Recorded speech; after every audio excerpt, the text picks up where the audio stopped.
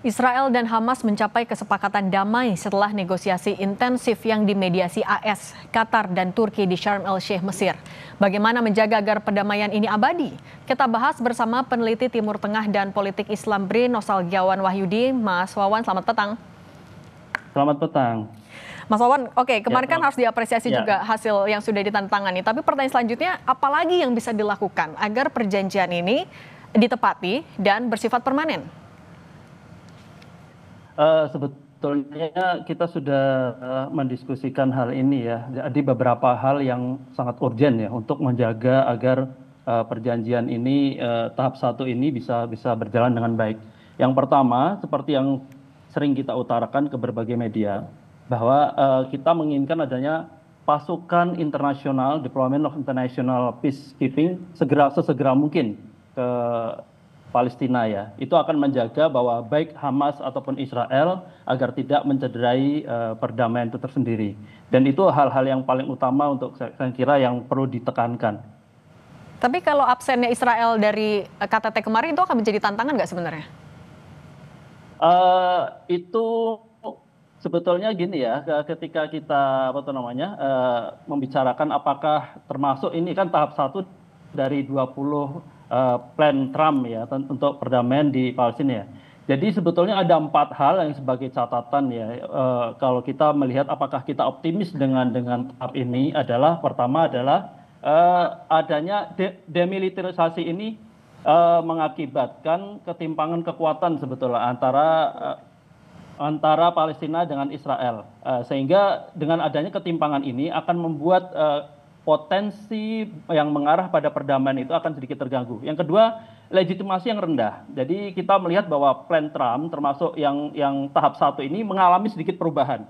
Jadi kita melihat dalam plan Trump yang 20 itu sebetulnya tidak memasukkan Hamas dan menyingkirkan Timur Tengah, terutama peran Qatar sebagai pasukan perdamaian penjamin ya. Di sini ternyata pada tahap 1 ini plan itu berubah dan Qatar tetap memainkan peran yang begitu penting. Yang berikutnya adalah Israel tetap pada posisi yang teguh untuk menolak berdirinya negara Palestina. Jadi dalam 20 plan Trump tersebut tidak ada yang menyebutkan bahwa jaminan akan berdirinya negara Palestina ke depan.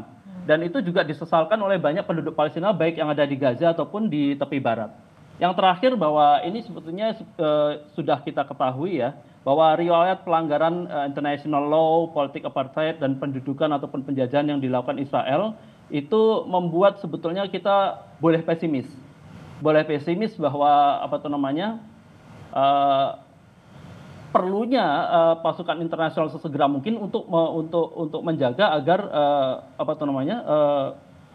tahap 1 ini bisa berjalan dengan baik. Begitu, artinya yang jadi faktor paling krusial untuk memastikan keberhasilan selain tadi pasukannya yang benar-benar ditarik atau ada pasukan perdamaian, apalagi secara hubungan diplomatis yang bisa diusahakan? Begini Mbak, mungkin perlu adanya sedikit revisi ya. Jadi di situ ada yang pertama itu pelucutan senjata Hamas secara permanen ya. Dan itu saya kira itu menjadi titik negosiasi yang cukup alot untuk sementara ini. Apalagi dalam survei pasca serangan 7 Oktober 2023, popularitas Hamas baik di Gaza ataupun di West Bank itu sangat-sangat tinggi. Jadi ini yang perlu kita cermati ya. Dan yang berikutnya sebetulnya yang saya tekankan lebih lanjut adalah sangat penting untuk mengikut sertakan non-Arab state dalam perjanjian damai ini. Selama ini kan selalu kita bisa melihat dari 7 upaya perdamaian selama 2 tahun konflik Timur Tengah itu Qatar, Mesir, dan Amerika Serikat. Hubungan trilateral ini membuat upaya perjanjian perdamaian itu mengalami sedikit titik jenuh ya. Dan upaya yang dilakukan Trump ini sebetulnya upaya sepihak tanpa mengadopsi kepentingan negara-negara yang berkonflik, terutama Palestina. Dan kita tahu bahwa sebetulnya perjanjian Trump yang 20 poin itu direvisi atas permintaan Netanyahu dan mengesampingkan berbagai poin-poin yang sebetulnya sudah disepakati dengan negara-negara Timur Tengah.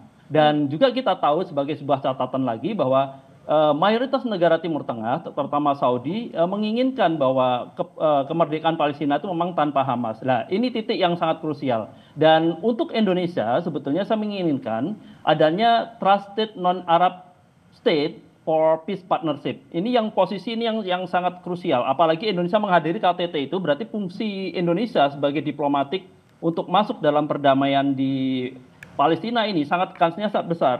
Apalagi statement dari berbagai masyarakat Palestina, termasuk Hamas sendiri mengutarakan statement bahwa mereka trust dengan Indonesia seandainya Indonesia sebagai sebuah pihak yang dipercayakan untuk menjadi bagian dari peacekeeping ketika nanti proses perdamaian itu berjalan. Tapi memungkinkankah Mas ini kalau singkat saja menurut Anda?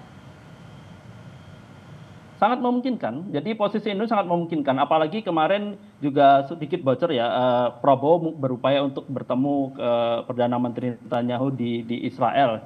Saya kira positioning Indonesia itu semakin kuat untuk mengambil peran perdamaian. Udah saatnya Indonesia sekarang untuk apa tuh namanya, meletakkan sejarah baru diplomasi bahwa Indonesia mempunyai peran penting dalam perdamaian di Palestina ini. Oke, Mas Wawan, peneliti Pusat Riset Politik BRIN, terima kasih sudah berbagi pandangan bersama kami. Sehat selalu Mas Wawan.